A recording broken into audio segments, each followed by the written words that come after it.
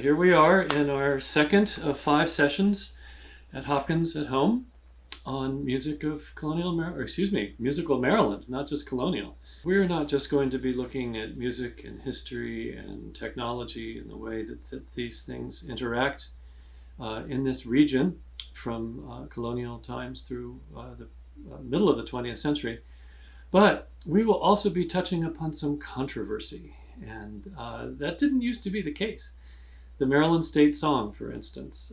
I should set up a poll next week maybe and see if everybody even knows what the Maryland State Song is. Well, I guarantee you it's controversial. And I was on a committee, one of several committees convened by the governor to re-examine the appropriateness of the Maryland State Song. So we'll talk about that when we touch upon the Civil War. Likewise, next week we'll be covering the Star-Spangled Banner in some great detail. And the Star-Spangled Banner has become a controversial piece of music that, of course, is very connected to Maryland. So anyway, controversy. Something we need more of these days, right? I wanted for any of you who weren't here last week just to say a couple things about what went on. I did my best to sort of put Maryland into context with this part of the Western Hemisphere and what would become the United States of America. We looked at a bunch of images of some people playing music. We heard some examples, recorded examples of people playing music. And I played and sang a couple songs connecting us to the French and Indian Wars, and a comic opera that was given in Annapolis and Chestertown and other parts of Maryland. One thing I didn't have time to get to, and I'd like to focus in on for a few minutes together, is just a super quick summary of not just what's music in Maryland, but what is American music? How does it differ from the European music that many people look at as classic or Baroque music? How does it factor into world music and folk music and so forth? And I think a couple of the main things to say about the sweep of American music history, if we're to look, say, of the founding years at St. Mary's City in 1634 and Jamestown in 1607, up into the middle of the 20th century, we're looking at a progression from amateur music making and formal music making to a much more professionalized field that will become much more industrialized and commercialized as the technologies will improve for the dissemination of music over the radio and through recordings, and of course eventually the internet, as we're doing right now. We tend to divide the study of music into the sacred and the secular, and the history of sacred music in America is very much more focused on New England than it is here in the Chesapeake region. That's one of the questions that came up in our last class, is how is anything different, say, from music in Virginia and Maryland as opposed to Pennsylvania up into Massachusetts. And it differs tremendously, especially when we think of sacred music. And it's really in the Revolutionary period up in New England that the first school of American composition arises. It's often attributed to its main composer, William Billings of Boston, who wrote a tremendous amount of sacred music and some important secular music as well. But what's curious about the whole East Coast of the United States as we get through the Revolutionary period is in the cities of Boston and New York, Philadelphia, Baltimore, Charleston. There's a move against this first New England school, this sort of crude and powerful church music that didn't necessarily meet all the rules of composition. And so we find in the cities a counterswing, a move toward more formal European music. And we'll talk about that more next week when we look at the Handel Society that was founded in Baltimore in 1809, or the Handel and Haydn Society in Boston a little bit after that.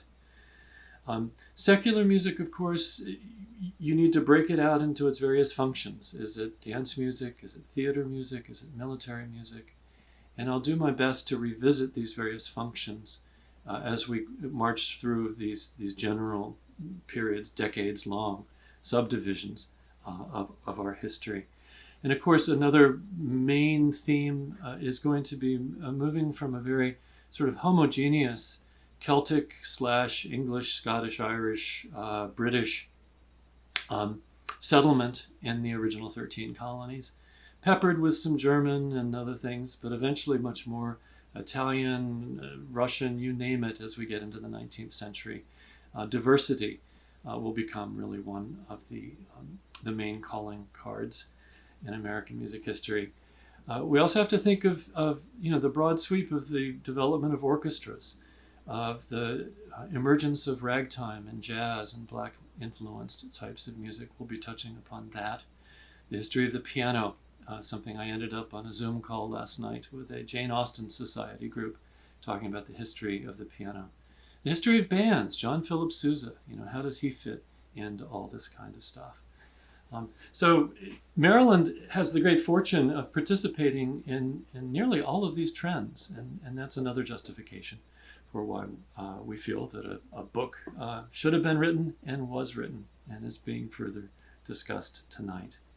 So let me resume a little bit, and I'll skip much of what I showed last week in the PowerPoint, but give just a couple of main highlights. And they would go like this.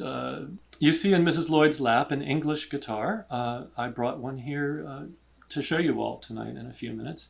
And we'll also be listening to a sample of music recorded on a harpsichord and an English guitar.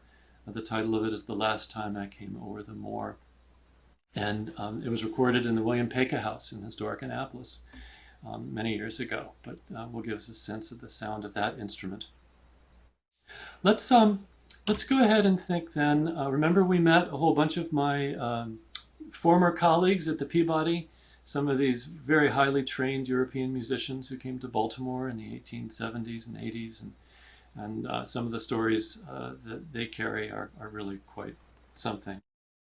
And we spent a good part of the last class sort of in the context of this listing of musical genres, sort of defining classical, popular, folk music, some of the sources that we use to get at understanding the music, not just the published music and manuscript music, but images of people, instruments being played, etc. We wrapped up by listening to the Carrollton March at the opening of the B&O Railroad. And now we've caught up with our American music summary. And before you know it, before this class is over, there will be a homework assignment. But I'd like to move straight into some more depth of Maryland's colonial period. And I'll be drawing upon a number of these sources. In the upper right, these are two CDs that my wife Ginger and I recorded back in 1990 and 1991. One focusing specifically on Charles Carroll of Carrollton, and that's where the Carrollton March came from. And another which was really pretty much the musical component of my doctoral dissertation, a CD entitled Over the Hills and Far Away, which you may recall was the title of the song that I sang in last week's class, as it appeared in the Beggar's Opera, and then as it was parodied and used as a recruiting song for the Maryland troops to march off to western Pennsylvania. Next week, we'll be focusing tremendously on the Star-Spangled Banner. We'll be drawing on my brother Mark Hildebrand's documentary film Anthem, which has had some good success. And the Star-Spangled Banner itself, you just wait. You'll be learning a lot of stuff that you had heard before and thought was true and isn't, and then a whole bunch of other stuff that actually is quite true. I promised a little listen to the theme song of the sheet music that was used for the cover of Musical Maryland, a song called Sailing Down the Chesapeake Bay. So now, prepare to hear some intentional music, and we'll go and listen to a little bit. This is straight off the internet, and it is a historic recording of Henry Burr and Albert Campbell singing Sailing Down the Chesapeake Bay over 100 years ago.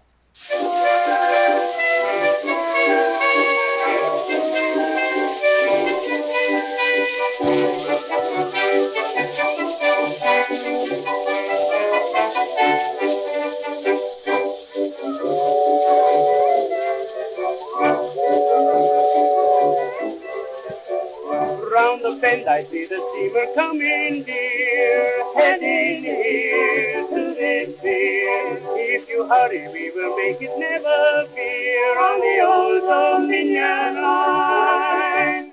What a stylized recording that is from 1913.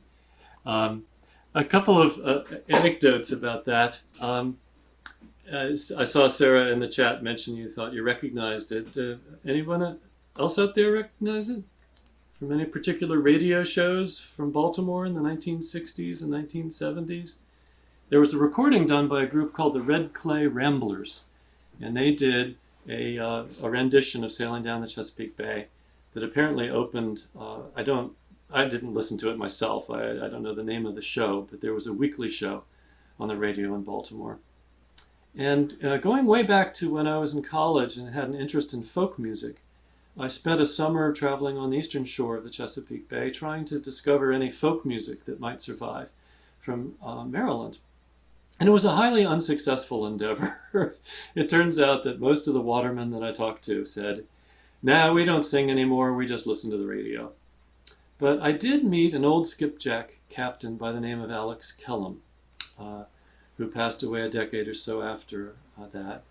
And he said something about, I remember a song when we used to go up into Baltimore to sell our stuff and have it out, have an evening out. Some song about, "Come on, Nancy, put your best dress on." That's all he could remember. And sure enough, that was the chorus that you just heard of Sailing Down the Chesapeake Bay. Well, I think that it's time for a prop. This is a real clay pipe. It's not been used, it's not darkened, but it's one of those that they sell down at Williamsburg. And if we look at the music history of Maryland, one of the very first songs that I think of has to do with not just the cultivation of tobacco, but believe it or not, the evils of tobacco. The folks who settled at what would become Annapolis were Puritans from Virginia. They weren't welcome down at Jamestown. And they came up the bay, they settled in the 1690s. And that's almost exactly when this song was published. It's called Tobacco, and the image I'm about to show you is straight out of the one of the items in the archives at the Peabody Conservatory. And so, although I'll sing it while you can look at the words, imagine me using the pipe to gesticulate here on the tobacco song. Tobacco is but an Indian weed, grows green in the morn, cut down at eve. It shows our decay, we are but clay. Think on this and take tobacco.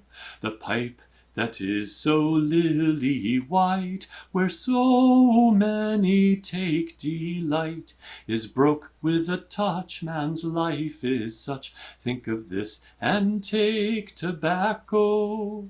The pipe that is so foul within, it knows a man is stained with sin. It does require to purged with fire. Think of this and take tobacco. And the ashes that are left behind should serve to put us all in mind that unto dust return we must. Think on this and take tobacco. The smoke that does so high ascend shows you man's life must have an end. The vapor's gone, man's life is done. Think on this and take tobacco. So this is a great example of the kind of music that was published in England in the late 17th century, where there was this rise in interest in ballads and the music of the people.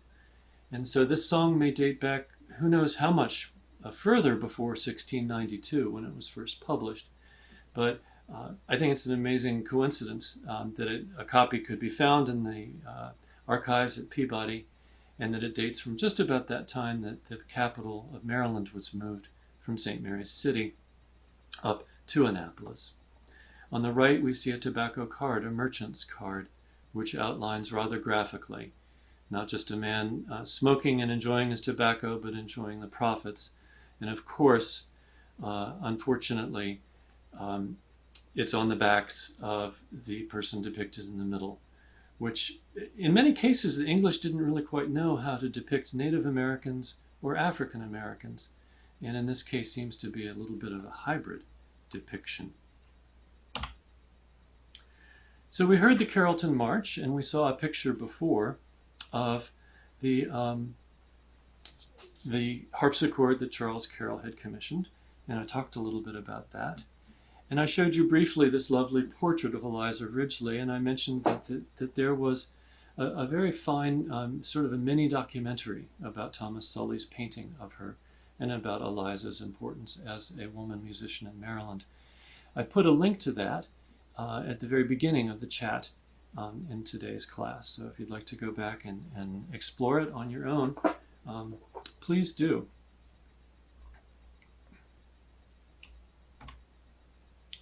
We need to speak of gentlemen amateur clubs.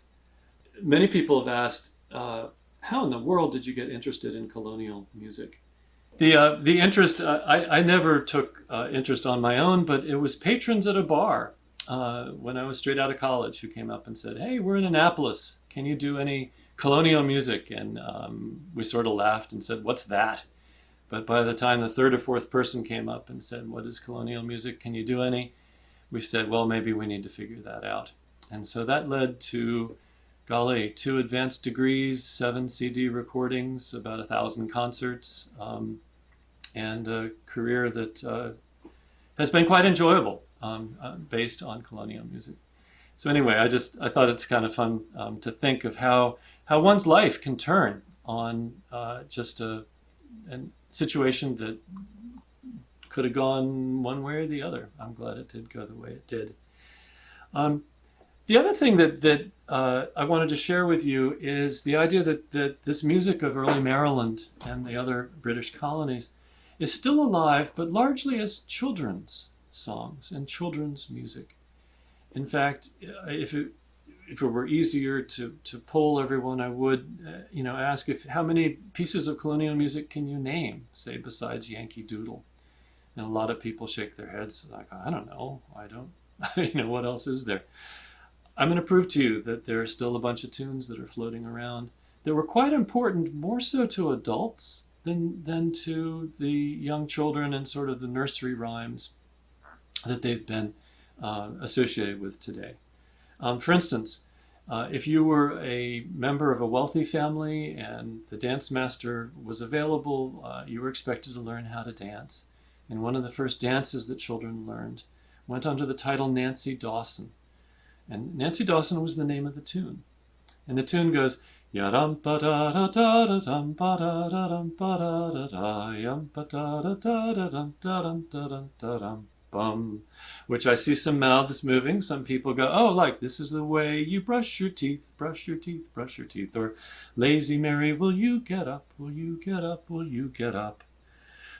Adults probably didn't think of children when they heard that tune. They were busy doing their formal country dances. By the time of the Revolution, it's a melody that was borrowed as a Tory song. It's published and republished in the Maryland Gazette newspaper as a song of '76 from New York that goes, "You Tories all rejoice and sing success to George our gracious king. Youthful subjects tribute bring and execrate the Congress. Those hardy knaves and stupid fools, apish and pragmatic mules, servile acquiescing tools, these compose the Congress." Now, some may say that's the same today, but they were referring to the Continental Congress. And the verses go on, naming specifically George Washington and making fun of him. Another song that children know today, and I think some of us recall, was also a dance tune entitled La Belle Catherine. And it shows up in a manuscript collection that was owned by a silversmith in Annapolis. A fellow named William Ferris had a tavern there on Church Circle. He built musical clocks, 2 of which survive. And in the Ferris manuscript, you find La Belle Catherine as a dance tune that goes dum bum da da da ba ba da da ba ba da da da dum Yadam bum ba bum ba da bum. And it's so fun when doing programs for fifth graders saying, do you know that tune? Do you know that tune? And finally the kids go, yes, do you know the Muffin Man? It's based on a dance tune. I'll be sharing another one called A Rose Tree in a few minutes. Other things that still are around today is Oh Dear, What Can the Matter Be? That may be familiar to you. Or what was known as Marlbrook. Da-da-dum, ba-da-da-da-dum, ba-dum, ba-da-da-da-dum, ba-dum, ba-da-da-da-dum, da-da-da-da-da-dum, which is the bear went over the mountain, or he's a jolly good fellow. So these melodies, my only hypothesis as to why they survive as kids' songs is they ended up being printed and reprinted in the Mother Goose books. The first Mother Goose books come out in the early 19th century. And it's that process of the nannies and the grandmas and so forth with babies on their knees, trying to soothe them, trying to put them to sleep, stop them from crying, whatever, that they end up singing a lot of the songs that were very familiar to them as adults. So it ends up going into the cycle of being children's songs. Well, let's get back to the adults a little bit. So we mentioned that the ladies played those English-style guitars, and they played the lovely harp. And it was the daughters of Charles Carroll of Carrollton who played the harpsichord that he purchased. But here are some of the instruments that men were encouraged to play. Violins, a couple of oboes, a straight trumpet, and one of our favorites down in the front center, hammered dulcimer. Dulcimers did not show up in great numbers in early America, but the men who played them traveled and went town to town. We've tracked a fellow named John Beals, who took his dulcimer through New England down through Philadelphia. By the time he got to Maryland, he gave up on music and decided to sell stockings instead. He couldn't make his way. There was also a Scottish immigrant to Annapolis in the 1720, who was a dulcimer player and played his dulcimer at meetings of the Tuesday Club, which is exactly where we're headed next. This informal gathering of gentlemen. Oh, notice the most important instrument, by the way, in the upper left background. That instrument is the bowl of hot rum punch, because it's not quite as fun to play music together unless you're drinking. And there were some guys who got really good at that. These were the Tuesday Club Fellows of Annapolis. They flourished in the decades surrounding 1750. And this fellow I just mentioned who played the dulcimer, Thomas Richardson, he was a member of the club. We also see some more instruments that are very masculine, the violins, the flute. This fellow we know for sure from the drawing is Jonas Green, the publisher of the Maryland Gazette newspaper in Annapolis. He's playing a French horn. You can see the mouthpiece and the bellows in the back. And the fellow with this cello, although it might be a viola da gamba, a similar related instrument, up over his shoulder, this is Dr. Alexander Hamilton, who founded the Tuesday Club. Well, the club was exceedingly musical, exceedingly creative, exceedingly silly. And they composed the oldest preserved chamber music in British North America. Several of the pieces of music, as you see, two titles here, Club March and CC My Boys. We're about to listen to a couple of snippets of those pieces, one of which was composed by a minister, the Reverend Thomas Bacon. He wrote a catch called CC My Boys. The Club March seems to have been pilfered. It seems to actually belong to the Italian composer Corelli, but was copied into the club records without credit, as passed off as a march in honor of somebody else. So I do see a question in the chat, is that a Union Jack flag? That's a very good question. It's more likely the flag of the club. These Tuesday Club guys were middle class to upper class merchants. They could afford to cast a special club silver medallion.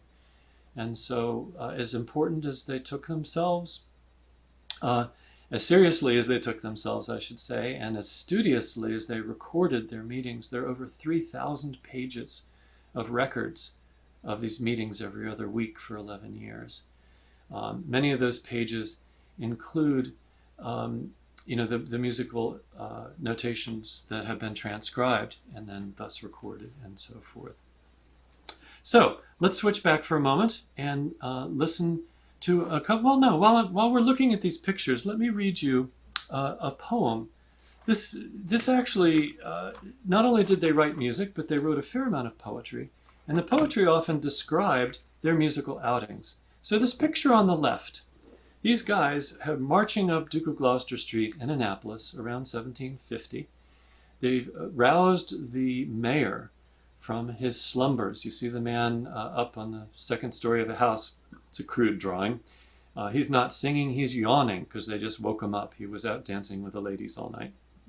But these guys grabbed him, they marched him down to Middleton's Tavern because Samuel Middleton was a member of this club. And they made music and jolly all night long. They played and sang and drank and danced with each other. And I'd like to quote just the last 10 or 12 lines of a poem that follows a prose description of the evening. When it switches to poetry, they describe the morning after. And it went like this. I quote from the records of the Tuesday Club. Now when all these heroes and dancers were gone, poor Middleton, he lay in the field all alone. For the drowsy god Morpheus had made him his prey and knocked him asleep just at break of day. Eyes shut and mouth open, he loudly did snore, his arse on one chair and his legs on two more. And round him were stowed many bottles and glasses and piles of old fiddles and old fiddle cases. Some books lay in heaps and some scattered abroad. The great table seemed to groan under its load of Corelli and Vivaldi, Alberti and others, of the Tweedledum, Twiddledum, Fiddledum brothers. I see these guys as kind of the Dr. Seuss's of their day. They had a tremendous sense of humor, a tremendous joie de vivre. And I'd like you to hear some of these recordings we've done of this quarter millennial old music by the Tuesday Club of Annapolis. This is the page you may recall. We listened to some organ music by John Stanley from the Carroll Library. And we listened to we went down and we listened to something more modern, right? A bit of barbershop music. Oh, and the Carrollton March is in here too. But representing, you'll notice here's the tobacco song. If you like that one, you can hear it again. But here's that club march, copied out by one of the Tuesday Club guys, recorded on harpsichord and two flutes. We'll listen to, maybe 30 seconds or so of this just to get a flavor of this music.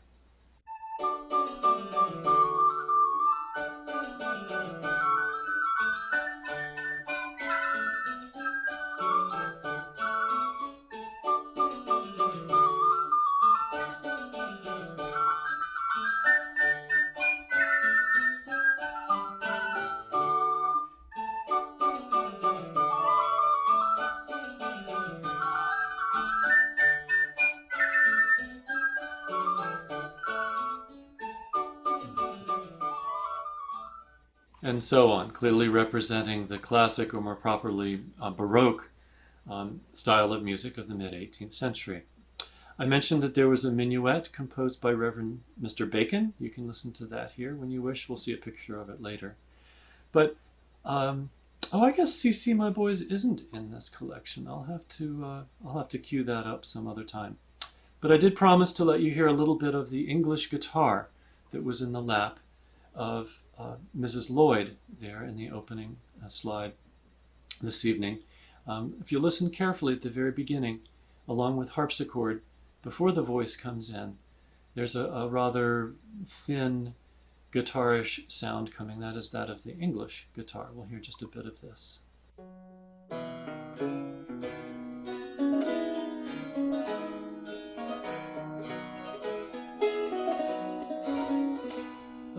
Last time I came o'er the moor, I left my love behind me. Ye powers, what pain do I endure when soft ideas remind me? Soon as the the beaming day ensuing,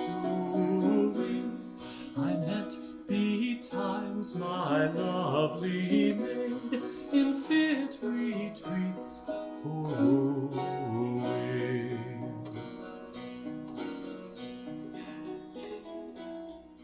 So in answer to Sarah's question, it is both English guitar and harpsichord. They're rather similar sounds. They're both plucked metal string instruments. And if you don't know what to listen for, it's not necessarily easy to discern one from the other. But that's what's going on in that piece of music. And that's what these guys loved doing, was playing. And by the way, when I go back to main screen, I'll show you the mug that I'm drinking water out of this evening, because this mug indicates my membership of the new embodiment of the Tuesday Club Annapolis, that is the Historic Annapolis Gentlemen's Society, the Hags Club. I'll show you that when we go back to live. I mentioned the Minuet by Reverend Bacon, a club member. Again, you can go back to the website. You can listen to this. You may notice that it's copied at the top of the page. It's titled The Minuet by the Reverend Mr. Bacon. It's on top of a minuet by the Italian composer Gimignani. And these were both copied. There are two copies of this, actually. This comes from the John Ormsby manuscript. He was a dance teacher in Annapolis in the 1750s. As you see in the slide, Bacon ended up, he lived on the Eastern Shore originally. He frequented Annapolis, but his last service was at the Anglican Church in Frederick, Maryland. Now the club records, their copies of their poems and the descriptions of their meetings and the music that survives, these are all very important.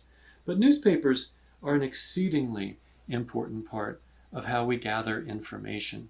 And they will be the main gateway when we resume the PowerPoint to discussing African American music. But let's go to your homework assignment, because whether you like it or not, we've got some homework for you to do.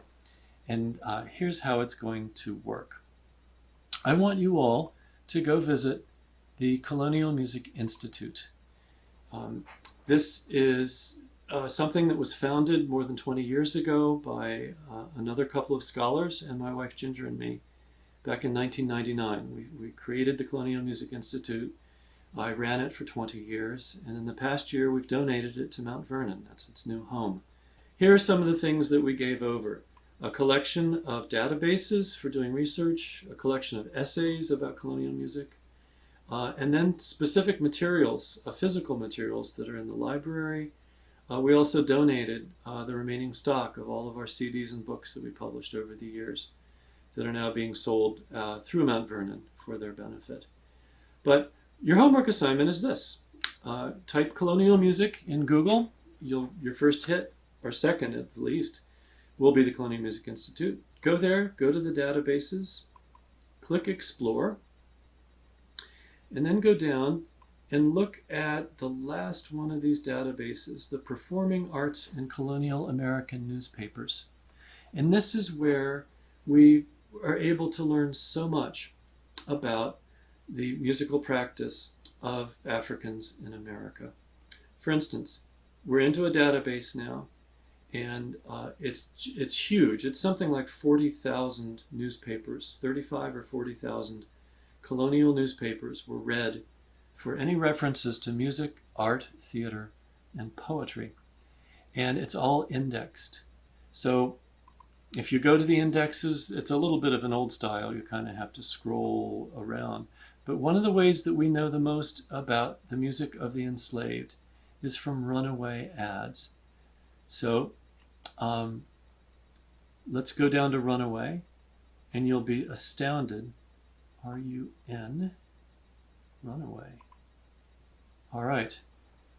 And this is rather fine print, but I'm sure you can appreciate if I draw down this scroll bar a little bit. There are not just hundreds, but there are more than 1,000 Runaway advertisements, not just of slaves, but of mulattoes, of servants, indentured servants. And the way you can trace them in this database is you go and see, well, which were in Maryland. Oh, look, here's one in Baltimore. Here's an example from 1778 of a cash reward being offered for a runaway slave. And in these ads, they give out a description of what did the person look like, what clothes, how old was he, what was he wearing. He has some scars from smallpox. But in many cases, notice, he is a good fiddler. He takes snuff very frequently, and he can read. And you go down through, this is what I had my Peabody students do last week for our American Music Seminar, is I had them go to the Pacan database and explore the rich historical record that survives in newspapers. And it covers everything from teaching dance to musical instruments for sale and so forth. But anyone who wants to, go into the database, explore around a little bit, see if you can find something to share, and email it to us. And it'll be graded very severely, I assure you. Okay, let's move on from here to the image I showed through the PowerPoint. It looks like I'm still sharing, hooray. This is a very famous watercolor painting that only recently has been certified to come from South Carolina. And it was actually painted by the master of this plantation. He is painting his own slaves, his own property, which is such a horrible way to realize it. But how rare to have a talented amateur watercolor painter be able to record for us. If you go through the database, you'll find that many of the runaway slaves took banjos with them, and that's what you see depicted here. Here's one of these newspaper ads right here, Maryland Gazette, 1748. From Kent County, took with him a canoe and a new fiddle and a banja, which is one of the many spellings of banjo. The African music that was dragged here across the ocean into North America will become the critical element in the history of music in Maryland. It will really shape through the 19th century, not just the popular, but other forms of classical music. Thank you very much, George Gershwin, for what he will do in the 1920s and 30s. It's just incredible, though, how early this music began to circulate. Here's a drawing on the left. Benjamin Henry Latrobe, the architect, designed the, I'm pretty sure I might be misspeaking, but in Baltimore, I believe he was the designer of the cathedral, the Catholic cathedral that still stands in Baltimore, the architect. He was also involved in the Capitol building in Washington, D.C. Here are some of his drawings of these very same instruments back from 1819.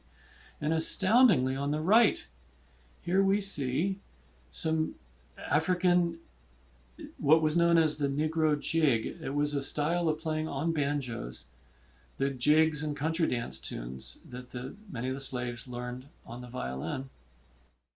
And some of these not only were printed in America and circulated, but this is from Scotland, this printed example published in 1782. Pompey ran away. Pompey is a standard slave name. It's a very simple presentation of a piece that would sound a lot more complicated than that.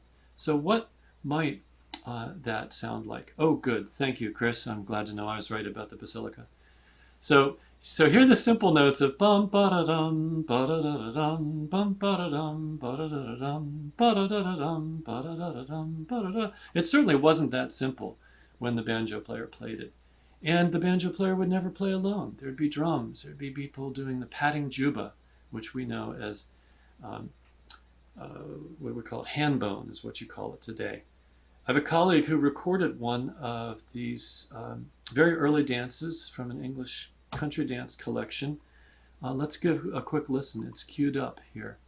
This is from a choice collection of 1751, a dance called simply the Negro, but played here by a modern fiddler trying to give it a little more energy.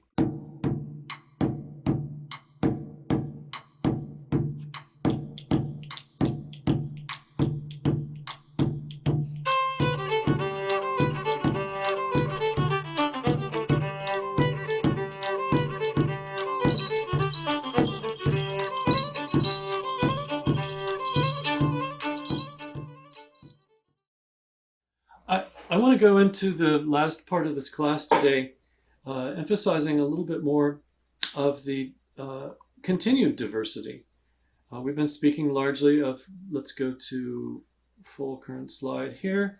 This is the lovely Germanic style decoration opening of a music book by Johannes Li. I may have mentioned him last week, but I want to get a little bit closer into some of his work. Clearly he had the time and he valued music highly enough. He was a school teacher and organist in Frederick, Maryland. I have had members of the Schley family come to programs I've given in Frederick, and they introduce themselves proudly as descendants from this family. But what I think is so fascinating is that not only did Schley attend to his duties as a church musician, here we see a rendition of what we know as Old 100. I grew up in St. Anne's Church in Annapolis, and we sang the doxology to this tune that some of you may know. Praise God from whom all blessings flow, praise him all creatures here below, etc. Turns out that the Reformed Germans had a different translation for Psalm 100, and that this organist, in his private manuscript book, decided to sketch out what he would play on the organ. L and R. That means left hand and right hand. This is for his own use of how he plays a flourish on both hands up the keyboard and around to try to set the pitch level so that people would know where to come in after he's done all this stuff, and they would then sing the text that was common to his congregation, with one consent let all the earth. And this musical marking means that you pause, and while you pause, the organist Schley would come back and play his to God their cheerful voices raised. I've never done this accurately. I think it'd be really fun to bring this down, print this out, put it in front of an organist, and have him play and people sing and record. It would be kind of fun to do someday. You may notice that this melody, known as Old 100, spreads through all the Protestant churches and the Catholic churches as well, into the AME churches when they are founded in the early 19th century. I found different verses. That's African Methodist Episcopal in the 1877 hymnal of the African Methodist Episcopal Church. But Schley was also interested in other kinds of music. And it's time to have another song. I'm going to simply accompany using the guitar I showed you last week. But I'd like you to be able to see the music while I sing this. This is a song called A Rose Tree. It's actually a new set of lyrics that were created in England right after the American Revolution and put together into a comic opera, very much like the Beggar's Opera, from which I sang last week, was a ballad opera known as The Poor Soldier.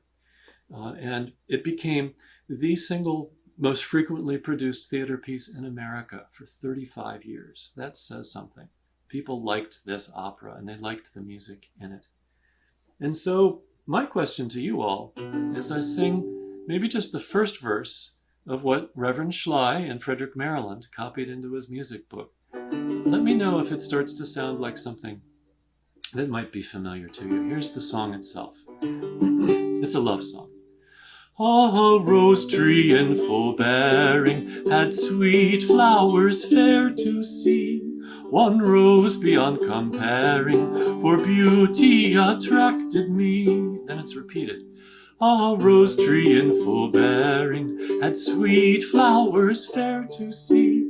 One rose beyond comparing for beauty attracted me. Though eager then to win it, lovely blooming fresh and gay, I find a canker in it and now throw it far away. So let's switch back a little bit. Da-da-dum-bum-ba-dum-bum. Ya-da-da-da-bum-bum-bum. Is that familiar at all to anybody? Da-da-da-da-dum-dum-dum-da. Well, think about the fiddlers. As this song got to be very popular, if you're a fiddler and you have to play the dancers through not just 5 or 10, but maybe 20 cycles of doing the same dance, You're playing that melody. Yada-dum-bum-ba-dum-ba-dum-bum-bum, ba-da-da-da-bum-bum, yada-dum-bum-bum. You might add a few notes. Yada-da-da-da-da-da-da-da-da-dum, ba-da-dum-bum-ba-da-da-bum-bum. And next thing you know, you've got, oh, I had a little chicken and it wouldn't lay an egg, and it poured hot water up and down his leg, which is Turkey in the Straw, one of the best known barn dances of 19th century America. It's also what I remember from my school days as a kid. Anyone know the one that starts with this part of the body? Do your ears hang low? Do they wobble to and fro? Can you tie him in a knot? Can you tie him in a bow? For any of you who didn't see this guitar that I played last week, I'll hold the rosette up nice and close again. Isn't that lovely? You should see it in the daylight where it really catches the shadows. But a highly ornate style instrument that does show up in early America. By the early 19th century, it will evolve into a much simpler instrument. And I'll play my Victorian period guitar in a future class. But I also promised to show you my English guitar. Notice it also has a lovely rosette. That's in this case, it's parchment rather than a thinner paper. It's a thicker sort of a treatment. But this is the instrument that doesn't have the real guitar shape. It's got more of a teardrop shape. And it's not quite as ornate. It's got lovely wood. It's a 10-stringed instrument. You can see the tuners here. And it's my wife, Ginger, who was playing it on that recording of the Scottish piece that you heard a minute ago that was recorded sometime before that. As our hour is starting to wind down, I've paced myself surprisingly well here in terms of what I wanted to share. So here's an introduction to the Mary Dorsey music book, which dates from just the turn of the 18th into the 19th century. And I've done it. It was given to me years ago. I donated it 4 or 5 years ago to the Maryland Hall of Records. You can go and look at it there. But we'll look at this a little bit closer. Of a music book as an example of what would an upper-class lady living in Anne Arundel County. Yes, she's of the northern Anne Arundel / Howard County Dorseys. We have her portrait. Orlando Rideout, who's now deceased, his family has her piano. We'll talk more about that tomorrow.